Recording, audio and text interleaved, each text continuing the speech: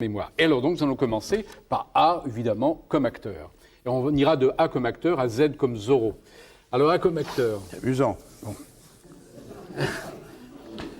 Acteur, c'est mon métier, j'en suis fier. Et j'ai toujours considéré, si vous voulez, que je faisais partie d'une certaine famille et d'une certaine race.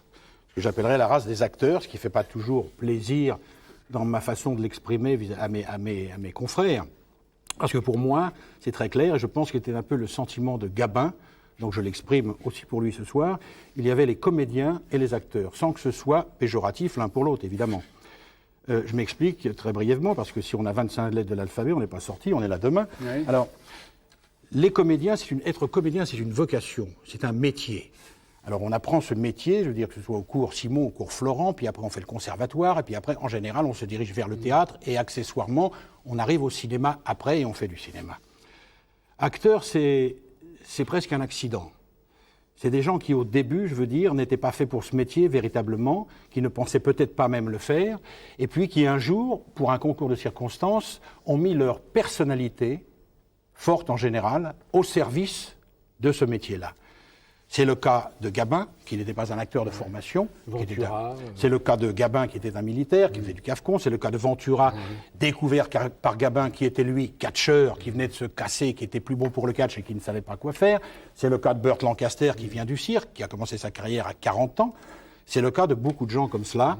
Donc c'est une race tout à fait à part. Et c'est, si vous voulez, le principal distinguo entre le comédien et l'acteur, sans que ça ne soit du tout péjoratif. Vous n'avez aucun diplôme? De comédie? Non, je sais pas. Mais j'ai jamais fait d'école, moi, de comédie. Non, absolument pas. Non. Donc vous n'avez pas de CAP de comédien? Hein? J'ai pas de CAP de comédien. J'en ai d'autres, mais j'ai pas celui-là. Vous avez un CAP de quoi?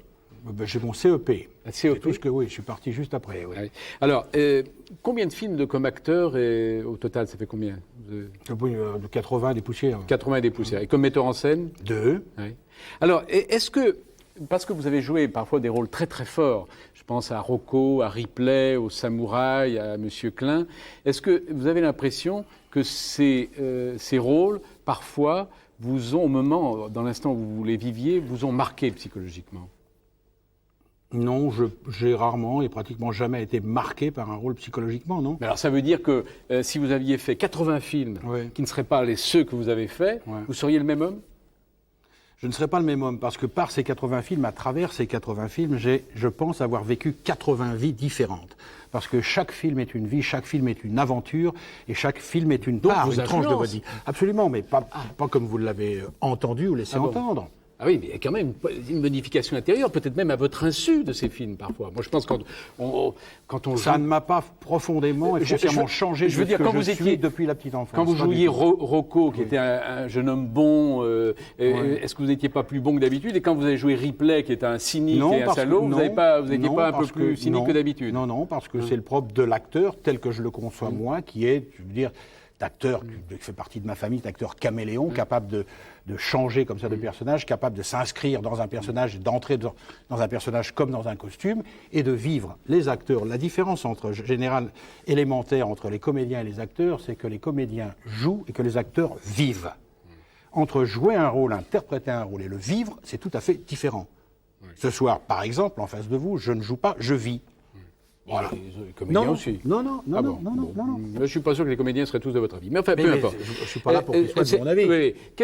Quand vous plongez dans votre mémoire, est-ce que vous faites une distinction très nette entre le cinéma et votre vie personnelle, votre vie privée, entre la fiction et la réalité? Ou est-ce qu'elle s'interpénètre dans votre mémoire? Il y a toujours une interpénétration, c'est évident. À mon avis, beaucoup plus sur les femmes que chez les hommes, pour les femmes que pour les hommes. C'est pour ça que j'ai déclaré un jour que c'était un métier très difficile et trop difficile pour les femmes. Mais je veux dire, c'est une question d'équilibre, c'est une question de formation, une question d'éducation, puis une question de caractère et de tempérament. Non, quand vous parlez des femmes, je pensais à interpénétration tout simplement parce que je pense à Romy Schneider. Mais justement, je pensais à Romy qui m'expliquait... Ou Mireille Darc, elles ont... fiction et réalité se sont mélangées, là, chez vous. Non. Pourquoi donc? Si, parce que... Faites allusion à quoi? Vous avez été Ça n'a rien à voir, je ne parlais pas de ça. Non, Romy, par exemple, m'expliquait Bon, Romy avait de grands et de profonds moments de détresse comme ça. Elle m'expliquait que c'était très difficile, quelquefois, de quitter le plateau en étant l'impératrice Sissi et de se retrouver chez soi avec un problème de gaz, de facture. Oui, c'est ça qui est rigolo dans la vie. Et le lendemain, c'est ça qui est rigolo dans la vie. Oui, ben oui, vous n'avez jamais été l'impératrice Sissi sur un plateau, vous, encore. Non, mais le problème de gaz, j'en ai eu. Ah bon, bah, d'accord. Alors, et puis le lendemain, repartir comme ça et se retrouver sur un plateau adulé, adoré, servi, choyé.